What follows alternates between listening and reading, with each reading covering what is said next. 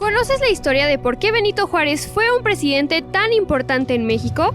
¿Sabías que estuvo en la presidencia por 14 años sin interrupción? En este video te contaremos sobre la vida de Benito Juárez y cuáles fueron las aportaciones que este personaje hizo al país. Revive esta historia junto a nosotros.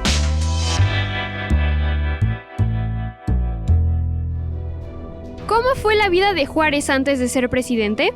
Benito Pablo Juárez García nació el 21 de marzo de 1806 en San Pablo Guelatao, un pueblo zapoteco ubicado en la Sierra de Ixtlán, Oaxaca. Después del fallecimiento de sus padres, sus abuelos cuidaron de él. Un familiar suyo fue quien le enseñó el castellano.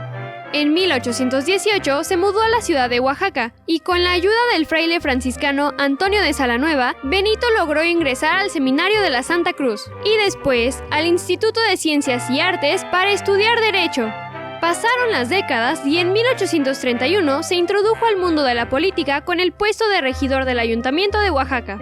Después ocuparía otros cargos como magistrado del Tribunal Superior de Justicia, juez civil y diputado local y federal.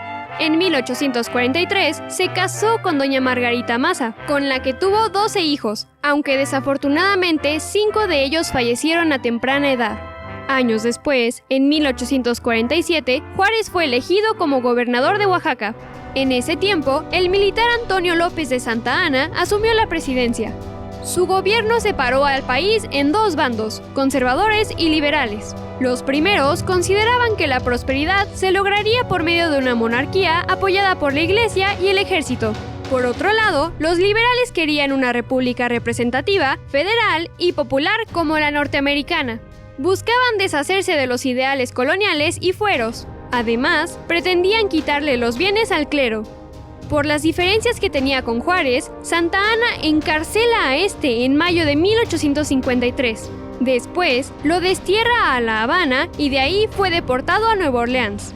Durante los 18 meses que estuvo en esta ciudad, Benito conoció a otros intelectuales y consolidó sus ideales liberales. En marzo de 1854 se proclamó el Plan de Ayutla, que desconocía el gobierno de Santa Anna. Después de una serie de conflictos, Santa Anna renunció a la presidencia y huyó del país. Gracias a esto, Juárez pudo regresar a México en julio de 1855.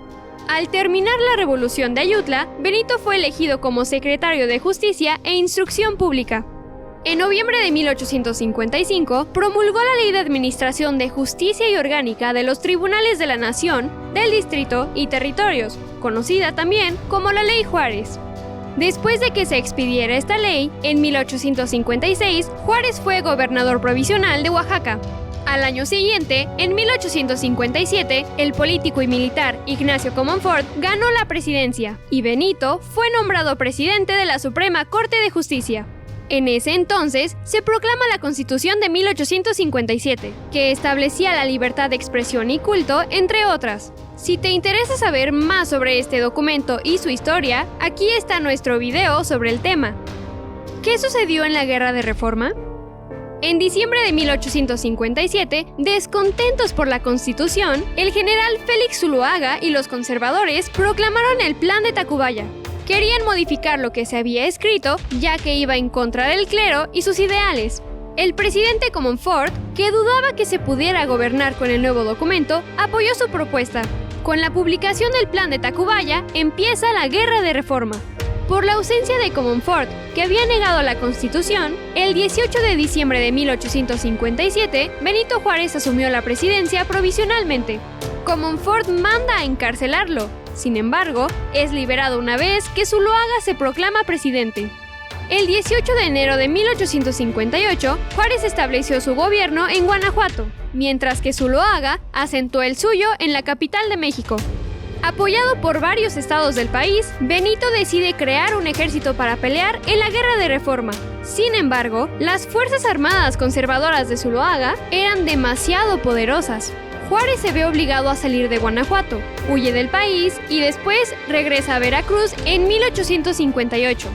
El 12 de julio de 1859, Juárez proclamó la Ley de Nacionalización de los Bienes del Clero Regular y Secular. El propósito de esta era despojar a la Iglesia de sus propiedades para así impedir que pudieran financiar el ejército de los conservadores. En los meses que siguieron, Benito expidió otras leyes que le quitaban poder a la Iglesia. Estas, junto a la Ley Juárez y otras normas que decretaron José María Lafragua y Sebastián Lerdo, conformaron las principales leyes de reforma. En 1860, el ejército liberal logró vencer a los conservadores en Guadalajara y Calpulalpan. Gracias a esto, Juárez regresó a la capital y fue elegido presidente constitucional en 1861. Realizó cambios importantes como decretar la libertad de imprenta, la secularización de hospitales, adoptar el sistema decimal, entre otros. ¿Qué fue la segunda intervención francesa? Después de la Guerra de Reforma, México pasaba por una situación económica difícil. Los recursos se habían acabado por años de inestabilidad y conflictos. A causa de esto, el 17 de julio de 1861, Benito Juárez decidió detener el pago de la deuda externa por 2 años. Como respuesta a esto, los gobernantes de España, Francia, Inglaterra e Irlanda firmaron un acuerdo llamado la Convención de Londres. Descontentos por las acciones de Juárez, bloquearon el puerto de Veracruz. En febrero de 1862, por medio de los Tratados de Soledad, se llegó a un acuerdo con España e Inglaterra y sus barcos se retiraron. Sin embargo, no se logró negociar con Francia y el ejército de este país invade México, empezando así la segunda intervención francesa. En abril de 1862 ocurren los primeros ataques.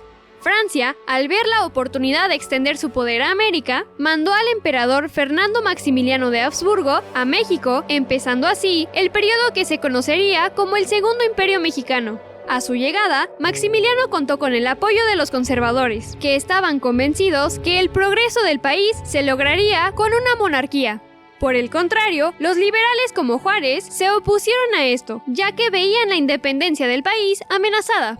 El ejército francés tomó las capitales de la mayoría de los estados. Sin embargo, el imperio se deterioró debido a que los conservadores estaban descontentos con el liberalismo del emperador. Esto causó que Maximiliano tuviera problemas con el ejército y el clero. Por otro lado, el ejército republicano se mantuvo unido y motivado. Finalmente, el 11 de marzo de 1867, salieron de México las últimas tropas francesas. Por su parte, Maximiliano se rindió, terminando así el Segundo Imperio Mexicano.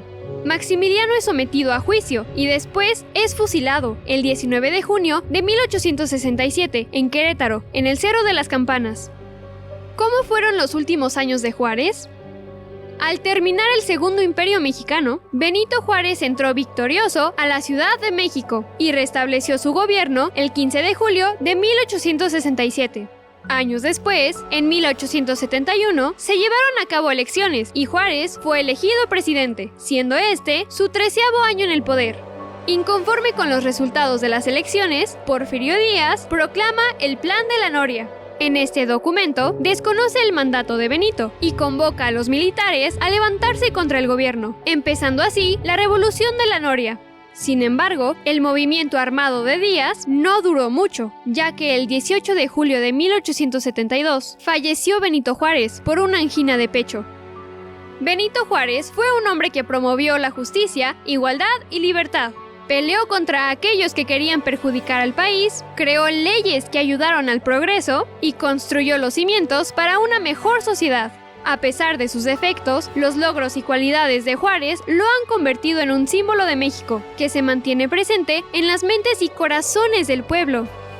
Esperamos que hayas disfrutado del video. No olvides darle like, compartirlo y comentarnos cómo crees que las acciones de Benito Juárez influyeron en el México actual. Si te gustó y quieres aprender más sobre historia, suscríbete al canal. Para no perderte de ningún video, enciende las notificaciones y síguenos en nuestra cuenta de Instagram y en nuestra página de Facebook. Si te interesa saber más sobre Benito Juárez, aquí abajo dejamos links a nuestras fuentes de información. ¡Hasta la próxima!